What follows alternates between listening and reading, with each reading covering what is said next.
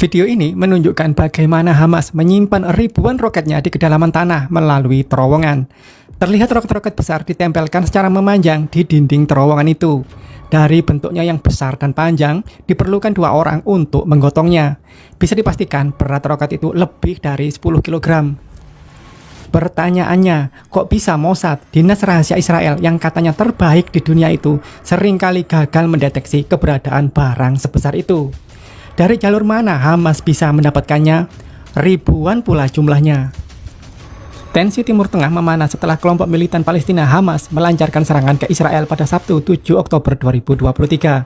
Serangan yang bermula dari tembakan roket itu membuat Israel geram, bahkan segera mendeklarasikan perang melawan Hamas. Hal yang belum pernah terjadi sejak 1973. Perdana Menteri Israel Benjamin Netanyahu mengatakan bahwa Israel akan melakukan pembalasan yang sangat besar kepada Hamas. Di sisi lain, Majen Hossan Alian, selaku pejabat di pasukan pertahanan Israel, mengibaratkan serangan Hamas ke Israel seperti membuka gerbang neraka. Hamas, kata Alian, akan mendapatkan ganjaran atas serangan yang pada Senin 9 Oktober 2023 telah menewaskan sekitar 700-an orang di Israel. Dari mana Hamas mendapatkan senjata? Serangan Hamas terjadi pada Sabtu pukul 06.30 waktu setempat yang menewaskan sekitar 200-an orang di Israel. Serangan tersebut menarik untuk diperbincangkan mengingat intelijen Israel disebut kecolongan dan ribuan roket yang ditembakkan Hamas mampu menembus sistem pertahanan udara Israel, Iron Dome. Hamas sendiri dapat menyerang Israel karena mendapat sokongan persenjataan. Mereka juga memiliki fasilitas produksi senjata yang dapat memperkuat persenjataan bagi pejuangnya. Berikut sumber persenjataan Hamas. 1. Suplai senjata melalui laut. Dilansir dari Wio News, salah satu cara yang dilakukan Hamas untuk mendapatkan senjata adalah melalui jalur laut. Senjata dimasukkan ke dalam kapsul tertegel dan dijatuhkan ke lepas pantai Gaza. Proses pengiriman senjata yang disebut ship-to-shore transfer tersebut memungkinkan Hamas mendapatkan persenjataan tanpa melalui kontrol perbatasan resmi.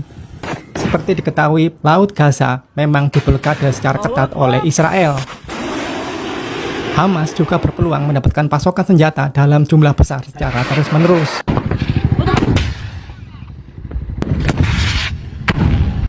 2. Padang pasir dan terowongan. LA Times melaporkan Hamas mulai membangun jalur pasokan rahasia dari negara pendukungnya seperti Iran dan Suriah setelah Israel menarik diri dari Gaza pada 2005. Persenjataan seperti roket hingga bahan peledak dibawa melalui perbatasan selatan Gaza dengan Mesir. Para ahli mengatakan bahwa roket tersebut dikirim ke Sudan, diangkut dengan truk melintasi padang pasir Mesir, dan diselundupkan melalui terowongan-terowongan sempit di bawah semenanjung Sinai. 3. Senjata produksi dalam negeri. Hamas juga memperkuat kekuatannya dengan persenjataan yang diproduksi di dalam negeri. Hal tersebut terjadi setelah Presiden Mesir Mohamed Morsi yang merupakan sekutu Hamas digulingkan pada 2013. Setelah kursi presiden berganti, Mesir menindak dan menutup ratusan terowongan yang digunakan untuk menyelundupkan senjata ke Hamas. Namun, hal itu justru membuat industri persenjataan di Gaza bangkit dan pejuang setempat bisa memproduksi senjata sendiri. Sebagian besar roket yang kita lihat dibuat di dalam negeri, seringkali dengan teknik yang kreatif, ujar analis keamanan independen di Timur Tengah, Fabian Hinz. Pejuang Hamas mampu merakit ulang roket Iran dengan jangkauan hingga 80 km. 80 km itu kira-kira ditembakkan dari Surabaya, jatuhnya di Malang. Dan hulu ledak seberat 174 kg bahan peledak. Pejuang Hamas juga memanfaatkan rudal Israel yang sebelumnya tidak meledak untuk diambil bagian dalamnya. Kreatif itu ya. Untuk memproduksi roket, para ahli kimia dan insinyur Hamas mencampur propelan dari pupuk, pengoksidasi, dan bahan lainnya. 4. Dukungan luar negeri. Sementara itu, Washington Post juga melaporkan suplai senjata Hamas berasal dari luar negeri, seperti roket Fajr 3 dan Fajr 5 dari Iran dan roket M302 dari Suriah. Namun, Hamas sudah mampu membuat roket sendiri dengan jarak tempuh hampir 160 km, yang artinya wilayah Israel masuk ke dalam jangkauan senjata ini. Yang belum terjawab, kira-kira kenapa Mossad kecolongan? Masa barang sebesar dan seberat itu tidak tahu? Kalah dengan Intel Indonesia.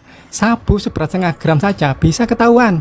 Setengah gram itu tipis sekali loh. Kalau ditiup langsung hilang. Disimpan di mana juga tahu. Atau jangan-jangan agen Mossad takut penyusup ke Gaza. Karena hampir semua laki-laki di Gaza adalah tentara atau milisi. Tahu betul cara kerja penyusup.